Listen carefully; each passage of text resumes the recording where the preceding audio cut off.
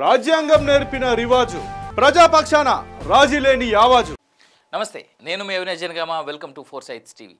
తనకంటే 20 ఏళ్ల చిన్న వయసున్న అమ్మాయితో రాసలీలలు సాగిస్తూ జిహెచ్ఎంసీ జాయింట్ కమిషనర్ జానకిరామ్ అడ్డంగా దొరికిపోయాడు.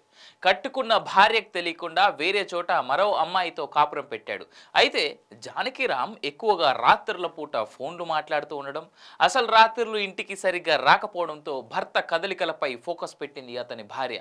మొత్తం మీద సికింద్రాబాద్ వారాసిగూడలోని ఓ అపార్ట్మెంట్కు వెళ్తున్నట్టుగా గుర్తించి బంధువులు స్థానికుల సహకారంతో రెడ్ హ్యాండెడ్గా పట్టుకొని దేహశుద్ధి చేసి అనంతరం వారిద్దరిని వారాసిగూడ పోలీస్ స్టేషన్లో అప్పగించడం జరిగింది. దానికి సంబంధించినటువంటి వీడియోనే ఇది. ఒకసారి మీరు చూడండి, దాని తర్వాత మళ్ళీ మాట్లాడుకుందాం.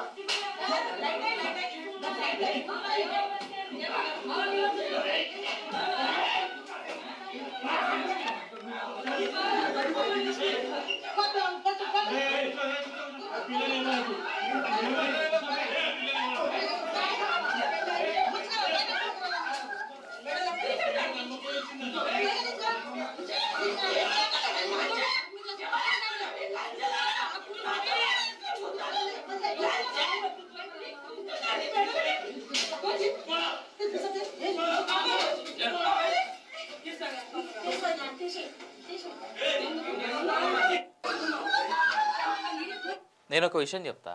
ఈ వీడియోలో 2 అంశాలు. I would never encourage any extra marital affairs. కానీ ఇక్కడ ఒక అంశం మాత్రం నేను చెప్పదలుచుకున్నా. విత్ వీడియో ప్రూఫ్ ఉంది కదా.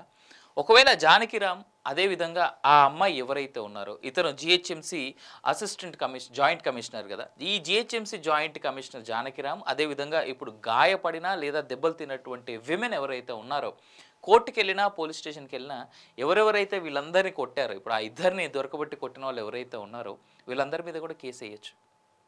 That's what the court says. Basically ఇష్టపడి వాళ్ళు కలిసి ఉంటున్నారు అనే యాంగిల్లో చూస్తే కనుక కోర్టు కూడా ఈ విషయంలో ఏమీ చేయలేదు.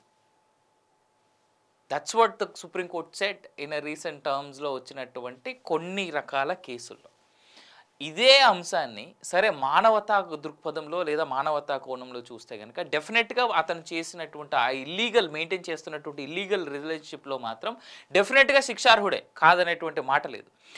అతను తనకంటే 20 ఏళ్ళ వయసు తక్కువ ఉన్నటువంటి అమ్మాయితో చేస్తున్నాడంటే అసలు ఆ అమ్మాయికి అతను ఎన్ని రకాల మాయ మాటలు చెప్పాడో అదెందుకు ఆలోచించలేదు? ఇక్కడ ఉన్నటువంటి ఈ 2 కోణాలు, మానవతా దృక్పథంలో వాళ్ళు చేసింది తప్పు కాబట్టి ఖచ్చితంగా శిక్షార్హులే.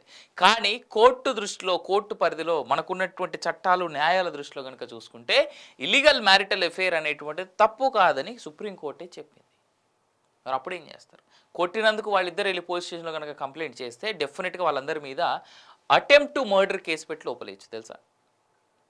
I don't know what it will and where it will end. కాకపోతే ఏంటంటే చట్టాన్ని చేతుల్లోకి తీసుకోవడం అనేటువంటిది తప్పు. ఆ విధంగా కొట్టారు దుర్భాషలాడుతూ జానకిరామ్ పైన, అదేవిధంగా ఆ అమ్మాయి పైన దుర్భాషలాడుతూ వాళ్ళు చేసినటువంటి విధానం.